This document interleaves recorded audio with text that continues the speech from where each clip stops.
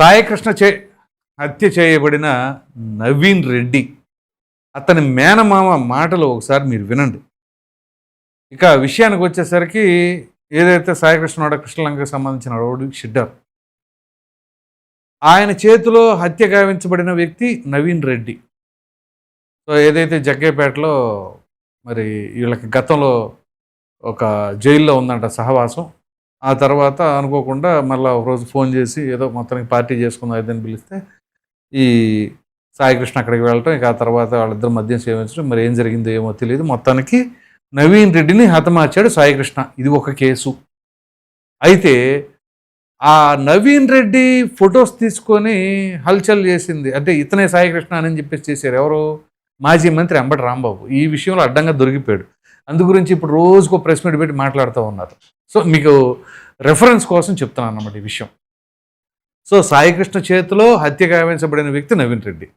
అయితే ఇప్పుడు జరుగుతున్న పరిణామాల నేపథ్యంలో ఒక 2 days బ్యాక్ అనుకుంటా నవీన్ రెడ్డి మేనమామ ఒక సెల్ఫీ వీడియో రిలీజ్ చేశాడు. అది మన చేతికి కొంచెం లేటుగా రావడంతో ఇప్పుడు దానిపైన విశ్లేషణ చేయాలని అనుకుంటున్నాం. ఈ నేపథ్యంలో ఆయన ఆ సెల్ఫీ వీడియోలో ఏం చెప్పారు అనేది మీకు ముందుగా వినిపిస్తా, ఆ తర్వాత మనం విశ్లేషించుకుందాం. వారి జీవితాన్ని నాశనం చేసుకుంటున్నారు. అది చూసిన తల్లిదండ్రులు కృంగి కుసించిపోయి ఏడుస్తున్నారు. ఏం చేయాలో తెలియని అయోమయ పరిస్థితి. గంజాయి మొత్తులో విచక్షణ జ్ఞానం కోల్పోయి ఏం చేస్తున్నారో తెలియని పరిస్థితి.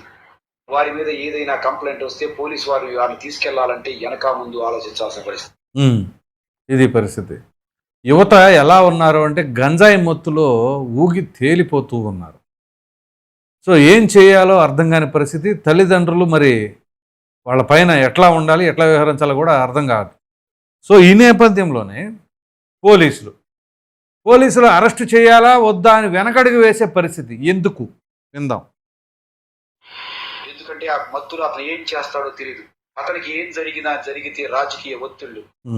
ఇతను తప్పు చేయకపోయినా పోలీస్ డిపార్ట్మెంట్ వారిదే తప్పు. రైట్. తప్పు చేయకపోయినా పోలీసు డిపార్ట్మెంట్ వారిదే తప్పు. ఇప్పుడు ఎందుకంటే నేడు జరుగుతున్న పరిణామాల నేపథ్యంలో మాట్లాడుతున్న మాటలు అవి. అతను ఉద్యోగానికి అది పోలీసులదే తప్పు, అతను ఉద్యోగానికి ముప్పు. వాళ్ళు ఏం చేసినా చూస్తూ ఊరుకోవాలా అంటే వీళ్ళు గంజాయి మత్తులో విచక్షణ కోల్పోయి ఎలా వ్యవహరించినా సరే పోలీసులు మాత్రం చూస్తూ ఉండిపోవాలా. రక్షక భటుడు అంటే రక్షించేవాడు అని అర్థం. ఎందుకంటే అతను 24 గంటలు తన కుటుంబాన్ని, తన భార్య పిల్లలను పక్కన పెట్టి మన కోసం కష్టపడి పనిచేస్తున్నారు. కాబట్టి మనం పిల్లలతో హ్యాపీగా ఉంటూ మన ఉద్యోగాలు, మన వ్యాపారాలు సరిగ్గా చేసుకోగలుగుతున్నాం. కరెక్ట్. ఇప్పుడు ఈ గంజాయి బ్యాచ్ అయినా రౌడీ మోకలున్నా వాళ్ళు పేటరేగిపోకుండా పోలీసులు ఉండబట్టే, వాళ్ళు రక్షక భటులు, వాళ్ళ రక్షణలో ఉన్నాం కాబట్టే మనం తాపీగా మన పనులు మనం చేసుకుంటున్నాం, మన వ్యాపారాలు మనం నిర్వహించుకుంటున్నాం, కొంచెం ప్రశాంతంగా రోడ్లపైన తిరగగలుగుతున్నాం.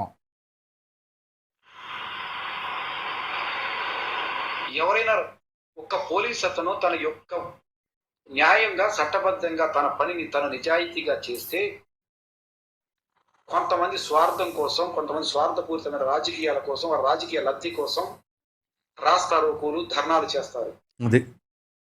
ఇది ఇప్పుడు ప్రెసిడెంట్ మెన్షన్ చేసిన కీలకమైన అంశం. ఎందుకంటే వీళ్ళు చేసిన పనులకు ఎవరైనా ఒక పోలీసు సిన్సియర్గా పనిచేస్తే కొంతమంది రాజకీయ లబ్ధి కోసం ఏ రకంగా చేస్తారు నిరసన కార్యక్రమాలు, ధర్నాలు, అది ఎవరి కోసం చేస్తున్నారు ఏంటి? కోర్స్ సిఐ నాగరాజు చేసిన దాన్ని సమర్థించట్లేదండి, మరలా అండర్లైన్ చేసుకోండి, దాన్ని సమర్థించట్లా. అది చట్టాన్ని ఉల్లంఘించమే, ప్లస్ చట్టాన్ని చేతులకు తీసుకోవడం అది కరెక్ట్ కాదు. మన రాజ్యాంగం ప్రకారంగా అది ఏమాత్రం కూడా సమర్థించేటటువంటి అంశం కాదు. కానీ మరి ఈ గంజాయి బ్యాచ్ని ఏం చేయాలి? 25 కేసులున్నా 30 కేసులున్నా అతను మాత్రం మంచోడి, పూజ్యనీయుడు. అతను ఒక గాంధీజీ, అతను స్వతంత్ర సమరయోధుడు. అతని కోసం వీళ్ళు ధర్నాలు చేస్తారు, రాస్తారోకోలు చేస్తారు. ఇది మాత్రం ఖచ్చితంగా సాయికృష్ణను ఉద్దేశించి ఆయన మాట్లాడారు.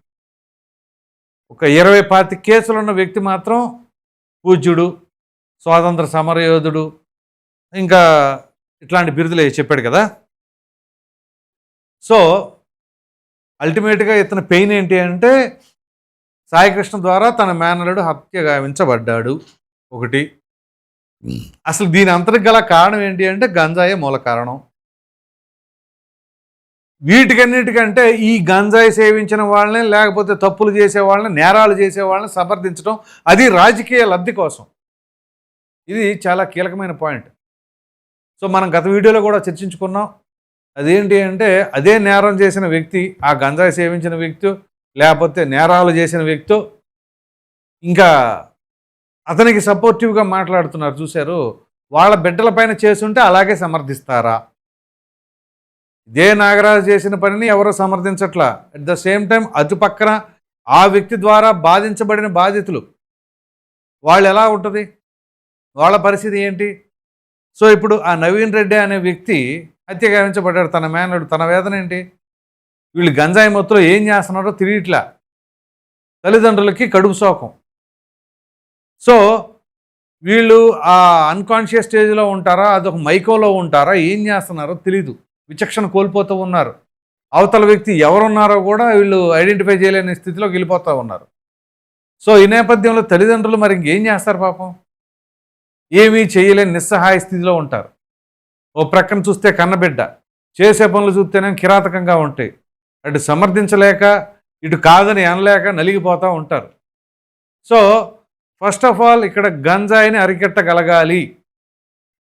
హోమ్ మినిస్టర్ కావచ్చు, డీజీపీ గారు కావచ్చు, అలాగే పోలీస్ శాఖలో ఉన్న ప్రతి ఒక్కరి పైన బాధ్యత ఉంటుంది. అట్లాగే ప్రతి పౌరుడి పైన కూడా ఉంటుంది. ఎక్కడ ఏ ఒక్కటి కూడా ఉపేక్షించమాకండి. ఇమీడియట్గా మీకు ఏమైనా సరే ఇన్ఫర్మేషన్ తెలిసినా, గంజాయి సేవించే వాళ్ళు మీకు కనిపించినా సైలెంట్గా, సీక్రెట్గా ఇన్ఫర్మేషన్ పోలీసులకు పాస్ చేయండి. అంతేగాని మనకెందుకులే, ఇప్పుడు అసలుకే రోజులు బాగాలేదు అనుకుంటే ఖచ్చితంగా సమాజంలో ఈ గంజాయి పెరిగిపోద్ది, నేరాలు పెరిగితే తద్వారా. సో నేరాలు పెరిగితే ఇప్పుడు మళ్ళీ ఆ నేరాలకి ఇదిగో ఇలా జరిగింది, అలా జరిగింది అని చెప్పేసి మరలా నిరసన కార్యక్రమాలు. వీటన్నిటి వల్ల నష్టం ఏంటి? రాష్ట్రం అభివృద్ధి అవ్వదు. ఇప్పుడే ఏదో ఆంధ్రప్రదేశ్ రాష్ట్ర ప్రజలు చేసుకున్న పుణ్యమో అదృష్టమో ఓ ప్రక్కన పెట్టుబడిదారులు వస్తున్నారు, క్యూ కడుతూ ఉన్నారు. అటువంటి క్రమంలో ఇట్లాంటి పనికిమాలిన వ్యవహారాలు, ఈ రౌడీయిజాలు, ఈ గంజాయిలు, వీటి వలన ఇంకా మామూలుగానే మనం అప్పుల ఊబిలో కూరుకుపోయి ఉన్నాం. విభజించబడిన తర్వాత మనకు అప్పులు ఎక్కువ వచ్చినాయి. సో అటువంటి చోట ఆ అప్పులన్నింటినీ కూడా పోడ్చాలి అని అంటే సరైన రాజధాని నిర్మించుకోవాలి. అట్ ద సేమ్ టైం పెట్టుబడిదారులు రావాలి, ప్రాజెక్టులు పూర్తవ్వాలి, ఇక్కడ యువతకు ఉపాధి లభించాలి. అప్పుడు తలసరి ఆదాయం పెరుగుతుంది, తద్వారా ట్యాక్స్లు వస్తాయి రాష్ట్రానికి.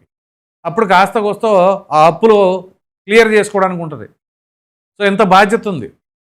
సో ప్రతి వ్యవస్థలోనూ, ప్రతి శాఖ పైన, అలాగే ప్రతి పౌరుడి పైన ఆ యొక్క బాధ్యత ఉంది. అలా కాకుండా నాదేం పోయిందిలే అని అనుకుంటే ఇదిగో రాష్ట్రమే పోయిద్ది. అసలు అంతదాకా ఎందుకు? ఈ గంజాయి పెరగడం వలన రేపు ఎప్పుడైనా సరే మనకెందుకులే అని వదిలేసిన వాళ్ళ కుటుంబమే సఫర్ అయితే అప్పుడు నేను వదిలేసి తప్పు చేశానని రియలైజేషన్ ఉంటుంది. రియలైజేషన్ అయినా ఉపయోగం ఏముంటుంది? అప్పటికి జరగాల్సిన డ్యామేజ్ జరిగిపోద్ది. సో కాబట్టి వీటన్నిటిని దృష్ట్యా ఇప్పుడు ఇతను మాట్లాడుతూ ఉన్నాడు, ఆల్రెడీ మేనల్లుడిని కోల్పోయాడు. అది తన వేదన. ఇప్పుడు పైగా ఇతను మేనల్లుడిని ఎవరైతే హతమార్చారో ఆ వ్యక్తి ఇప్పుడు ఉన్నాడో లేడో మిస్సింగ్లో ఉన్నారు. కానీ అతనికి సపోర్ట్ చేస్తున్న వాళ్ళని ఇదిగో ఇలా ఉంది మన పరిస్థితి అని చెప్పేసి అయితే ఇతను మాట్లాడుతూ ఉన్నాడు. మరి ఇలాంటి పరిస్థితులకు కారణం ఎవరు అంటే వ్యవస్థల్లో ఉన్నటువంటి కొన్ని లోపాలు కావచ్చు, లేకపోతే ఈ గంజాయిని రవాణా చేస్తున్న దాంట్లో అదే వ్యవస్థలో లోపాలండి. కొంతమంది పోలీసులు మరి చూసి చూడనట్టు వదిలేశారా, లేకపోతే వాళ్ళ నుంచి తప్పించుకుని వాళ్ళ కళ్ళు కప్పి తెచ్చారా, ఎలా చేసినా కానీ అది ఖచ్చితంగా ఎక్కడో చోట ఆ లోపం ఉండబట్టే గంజాయి ఎక్కడి నుంచో ఎక్కడికో రవాణా జరుగుతుంది. సో అన్నీ పటిష్టంగా పనిచేస్తే ఖచ్చితంగా ఎక్కడికక్కడ అరికట్టగలిగితే ఈ గంజాయి అనేది నిర్మూలించాలి. ఫస్ట్ ఆఫ్ ఆల్ ఈ మత్తు పదార్థాలు, గంజాయి, ఇతరత్ర వాటన్నిటినీ కంట్రోల్ చేసి అసలు ఎట్టి పరిస్థితుల్లో అది రాష్ట్రంలో అడుగు పెట్టనీయకుండా యువతకు బంగారు భవిష్యత్తు ఉండాలని చెప్పేసి కోరుకోవాలి. వాటికి ఎవరు కూడా బానిసలు అయిపోయి చివరికి తల్లిదండ్రులకి కడుపు కోత మిగల్చకండి. ఇది అర్థం చేసుకోండి. సో ఈ వీడియో చూసిన తర్వాత మీ అభిప్రాయం ఏంటి అనేది కామెంట్ సెక్షన్లో తప్పకుండా తెలియదు. Thank you.